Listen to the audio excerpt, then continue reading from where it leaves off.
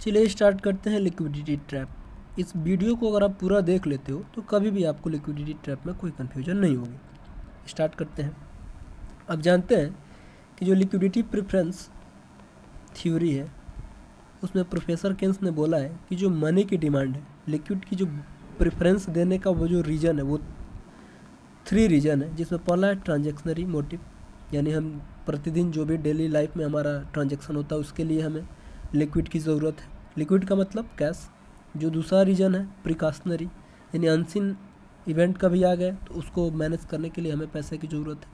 और जो थर्ड है, इन दोनों से पैसा अगर बचता है, इन दोनों के बाद अगर हमारे पास कैश बच रहा है तो उसको हम स्पेकुलेटिव डिमांड फॉर मनी कहते हैं, जिसमें हम अपने इंफॉर्मेशन के बेस पे प्रॉफिट को अर्न करते हैं और इसमें हम बॉन्ड को कंसीडर करते हैं। यहाँ पे जो हम स्पेकुलेशन करते हैं, यानी जो भी हम प्रॉफिट इंफॉर्मेशन से गेन करते हैं वो बॉन्ड के रिफरेंस में है। तो बड़े आराम से एक चीज़ को समझेंगे, आएगा समझ आपको।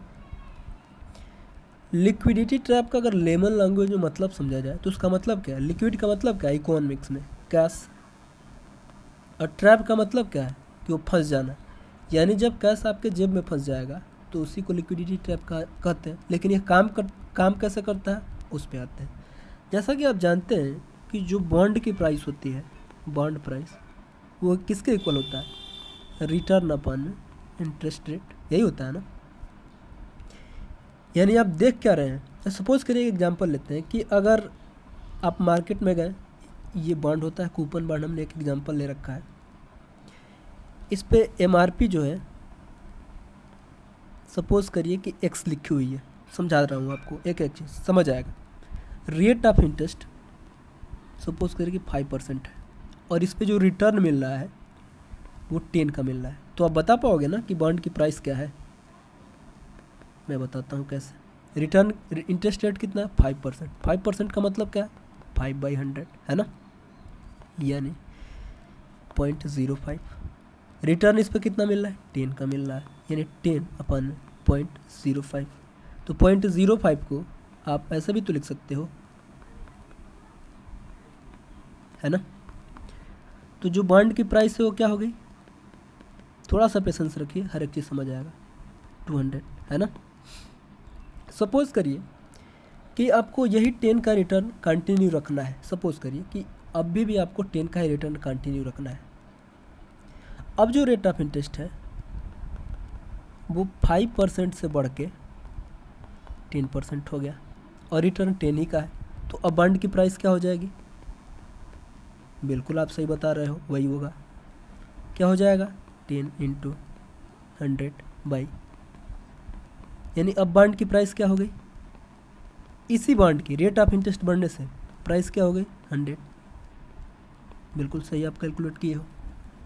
तो आप देख क्या रहे हो? आप यही देख रहे हो ना कि अगर आपको 10 का रिटर्न कंटिन्यू रखना है तो अगर रेट ऑफ इंटरेस्ट बढ़ रहा है, ROI बढ़ रही है, तो दूसरी तरफ जो बॉन्ड की प्राइस है वो क्या हो रही है? रिड्यूस हो रही है। बिल्कुल सही बात है ना। यहाँ पे 5% रेट ऑफ इंटरेस्ट था, 10 के रिटर्न को कंटिन्यू रखने के लिए हमें उस बॉन्ड को 200 रुपये में परचेज करना पड़ रहा था। लेकिन वही बॉन्ड 10 का है, अभी भी रिटर्न है और रेट ऑफ इंटरेस्ट बढ़ गया, 5 से 10% हो गया, तो जो बॉन्ड की प्राइस है वो क्या हो गई? 100 हो गई। तो आप देख क्या रहे हैं कि जो बॉन्ड की प्राइस है और रेट ऑफ इंटरेस्ट में जो रिलेशनशिप है वो इन्वर्स है। यहाँ पे हमने डायरेक्टली प्रोपोर्शनल टू 1/r क्यों किया है? क्योंकि जो रिटर्न है वो कांस्टेंट है। तो आपने पहले से फिजिक्स वगैरह अगर इंटरमीडिएट में पढ़ा रखा हो तो आप जानते थे कि कोई भी अगर वेरिएबल लिखा है, अगर वो कांस्टेंट हो गया तो अगर जैसे ही आप इक्वल को हटाओगे तो डायरेक्टली प्रोपोर्शनल टू इसके टर्म में आ जा रहा था, है कि नहीं। तो आइए समझते हैं क्यों लिक्विड ट्रैप क्यों होता है।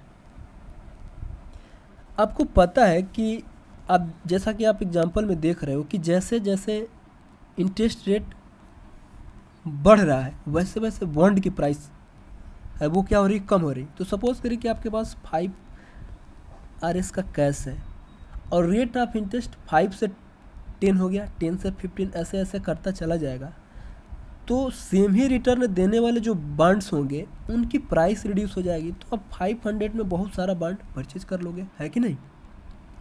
और वहीं दूसरी तरफ अगर रेट ऑफ इंटरेस्ट घटने लगे, सपोज के एग्जांपल ले रहे हैं कि अभी भी आपको 10 का ही रिटर्न कंटिन्यू रखना है। पहले इनिशियल में जो रेट ऑफ इंटरेस्ट था 5% का था, अब जो रेट ऑफ इंटरेस्ट है वो मान लीजिए कि 2% का हो गया। तो आइए निकालते हैं बॉन्ड की जो प्राइस है वो क्या हो जाएगी, ये आपका हो जाएगा 10 × 100/2। अब देख क्या रहे हो, जो बॉन्ड की प्राइस है वो अब कितने का हो गया, 500 का हो गया, है कि नहीं। यानी रेट ऑफ इंटरेस्ट रिड्यूस हुआ तो जो बॉन्ड की प्राइस है वही 10 का रिटर्न देने वाला बॉन्ड अब आपको 500 मिलेगा। तो आप करोगे क्या, अगर ये सिचुएशन आगे कंटिन्यू रहेगी, ये सिचुएशन कंटिन्यू होती रहेगी, तो आप करोगे क्या, आपको बॉन्ड में इन्वेस्टमेंट करने से कोई बेनिफिट है नहीं, है ना। तो क्या होगा, लिक्विड फंस जाएगा आपके हाथों में, आप नहीं करोगे तो सारा का सारा जो लिक्विड है वो क्या करोगे, अपने पास रख लोगे। मैं आप समझाता हूँ आपको। अब बुक पढ़ोगे ना या किसी से पूछोगे तो ये बताएगा कि एक ऐसा रेट ऑफ इंटरेस्ट आएगा जहाँ पे जो सारा का सारा लिक्विड है वो लोग होल्ड कर लेंगे। तो लोग होल्ड क्यों करेंगे, वो इसीलिए करेंगे ना कि आप देख पा रहे हो कि 10 ही का रिटर्न देने वाला बॉन्ड, जैसे रेट ऑफ इंटरेस्ट 5 से 2% हुआ तो 500 का मिलने लगा। तो सपोज करो कि और रेट ऑफ इंटरेस्ट रिड्यूस हुआ और ये लगभग 10 to 0 है। तो इसका मतलब क्या है कि सारा का सारा जो पैसा है वो होल्ड हो जाएगा लोगों के हाथों में, और ये जो सेक्शन है लिक्विडिटी ट्रैप हो जाएगी, है कि नहीं। और एक तरीके से और समझाता हूँ भाई, एक चीज़ ध्यान रखो, आप देख पा रहे हो कि जैसे जैसे बॉन्ड की प्राइस बढ़ रही है, इसका मतलब क्या है, रेट ऑफ इंटरेस्ट रिड्यूस हो रहा है। यानी कोई बेवकूफ़ थोड़ी है कि बॉन्ड की प्राइस सेम ही रिटर्न देने वाले बॉन्ड की अगर प्राइस ज़्यादा है तो वो क्या करेगा, वो बॉन्ड परचेज करेगा, नहीं परचेज करेगा ना। जब नहीं परचेज करेगा तो इकोनॉमी में पैसा नहीं जाएगा, और जब इकोनॉमी में पैसा नहीं जाएगा तो आपके पास रहेगा। तो ये एक ऐसा रेट ऑफ इंटरेस्ट होगा जिस पे सारा का सारा जो बॉन्ड है वो इन्वेस्ट ना होके उसके बदले में वो कैश के रूप में होल्ड हो जाएगा। और दूसरी तरफ जैसे जैसे इंटरेस्ट रेट बढ़ेगा वैसे वैसे क्या होगी, बॉन्ड की जो प्राइस है कम हो जाएगी और आप ज़्यादा से ज़्यादा बॉन्ड परचेज कर पाओगे, है कि नहीं। तो इसी को लिक्विडिटी ट्रैप कहते हैं। और यहाँ पे हो क्या रहा है, ये परफेक्टली इलास्टिक है नेचर में। यानी आपने पढ़ा होगा कि ये जो अगर ये डिमांड लाइन है और ये क्वांटिटी डिमांड है, ये डिमांड कर भाई, ये प्राइस है। तो ये अगर एक्स एक्सिस के पैरेलल है तो इसको बोलते क्या थे, परफेक्टली इलास्टिक। क्यों, क्योंकि प्राइस में अगर थोड़ा सा चेंज आए 0 के इक्वल तो जो डिमांड है वो बहुत बड़े से बढ़ जाएगी अगर कमी हो गई तो, या फिर प्राइस में थोड़ा सा इंक्रीमेंट आ जाए, 10 to 0 के इक्वल, तो जो टोटल क्वांटिटी डिमांड है वो क्या हो जाएगी, 0 हो जाएगी, है ना। तो उसी तरह यहाँ पे वही सेम सिचुएशन यहाँ पे भी है कि अगर रेट ऑफ इंटरेस्ट यहाँ पे है और बहुत थोड़ा सा कम हो जाए, सपोज करिए कि रेट ऑफ इंटरेस्ट इस वाले पॉइंट पे है और ये मानते हैं कि ये जो थोड़ी सी जो कमी आ रही है रेट ऑफ इंटरेस्ट में, उसके वजह से सारा का सारा जो बॉन्ड है वो सेल आउट हो जाएगा। और उसके बदले में बात ये है ना कि आपको बेनिफिट कब होगा, आपको बेनिफिट तब होगा ना कि कोई बॉन्ड आप 100 का परचेज किए हो और वो 200 में बिक जाए, आपको बेनिफिट है। कोई बॉन्ड आप 100 का परचेज किए हो और वो 300 या 500 में बिक जाए, तो 500 में बिकेगा कब, जब रेट ऑफ इंटरेस्ट नीचे जाएगा, तभी तो बॉन्ड की प्राइस बढ़ेगी। लेकिन जब एक मिनिमम रेट ऑफ इंटरेस्ट आ जाएगा इतना वाला, और इस रेट ऑफ इंटरेस्ट से नीचे तो रेट ऑफ इंटरेस्ट जाएगा नहीं, क्योंकि लोगों को ये उम्मीद है ही नहीं है कि अब इससे नीचे रेट ऑफ इंटरेस्ट जाएगा। और जब इस पॉइंट से नीचे रेट ऑफ इंटरेस्ट जाएगा नहीं तो आप बेचोगे किसी और लेगा कौन, कोई नहीं लेगा। जब कोई लेगा नहीं तो होगा क्या, आप लॉस में चले जाओगे ना। तो ये हमें रेट ऑफ इंटरेस्ट क्या बता रहा है कि इस पर सारा का सारा जो बॉन्ड है वो कैश में होल्ड हो जाएगा। अच्छा, एक एग्जांपल लेते हैं। सपोज करो कि एक इंडिविजुअल है, इंडिविजुअल उसके लिए स्पेकुलेटिव डिमांड फॉर मनी की जो कर्व है वो कैसे बनेगी मैं आपको बताता हूँ।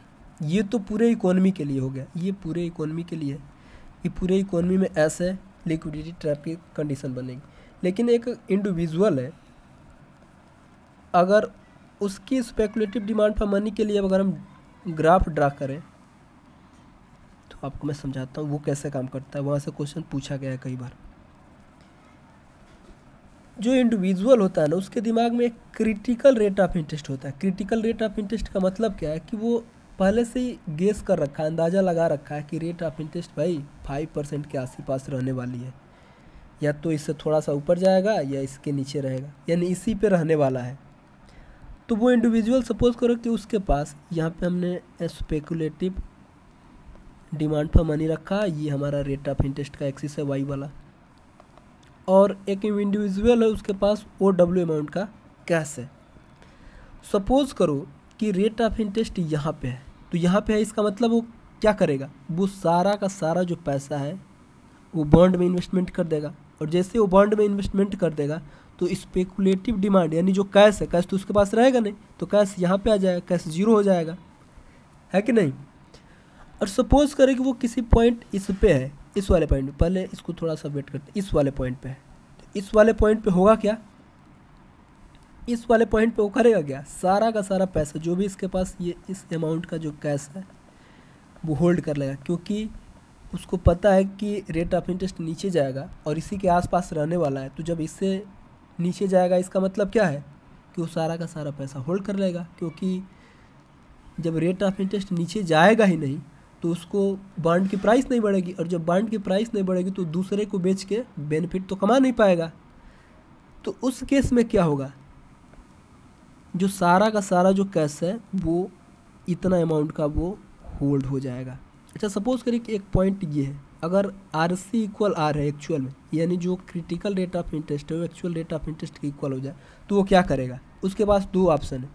ये तो जो कंडीशन है वो बता रही है कि R मोर देन RC, यानी जो स्पेकुलेटिव डिमांड फॉर मनी है इंडिविजुअल के लिए वो ज़ीरो हो जाएगी। ये पॉइंट हमें क्या बता रहा है, R लेस देन RC, यहाँ पे सारा का सारा होल्ड हो जाएगा कैश, यानी speculative demand for money increase हो जाएगी। और सपोज करें कि ये पॉइंट हमें क्या बता रहा है, ये पॉइंट हमें ये बता रहा है कि वो या तो इस पॉइंट पे अगर दोनों इक्वल हो जाए, RC इक्वल R हो जाए, तो वो न्यूट्रल है। कैसे न्यूट्रल है, या तो वो पूरा का पूरा बॉन्ड में रख देगा, और जैसे ही बॉन्ड में रखेगा तो इस पॉइंट पे आ जाएगा, यानी speculative demand for money zero हो जाएगी। तो इसलिए जो इंडिविजुअल है स्पेकुलेटिव डिमांड फॉर मनी, वो नेचर में क्या है, इरेगुलर है। आप देख पा रहे हो इस शेप का है, उसका एक्चुअल शेप ये है, उसका एक्चुअल शेप जो speculative demand for money individual के लिए है वो इस तरीके का है। तो ये लिक्विडिटी ट्रैप है। मुझे लगता है कि अब इसमें कोई कन्फ्यूजन नहीं होगी, समझ आ ही गया होगा। अगर नहीं आता है तो फिर आप बताइए, और समझ आ गया हो तो सब्सक्राइब कर देना, लाइक कर देना, और किसी को शेयर कर दोगे तो अच्छा ही है, उसको भी समझ आ जाएगा। Thanks for watching.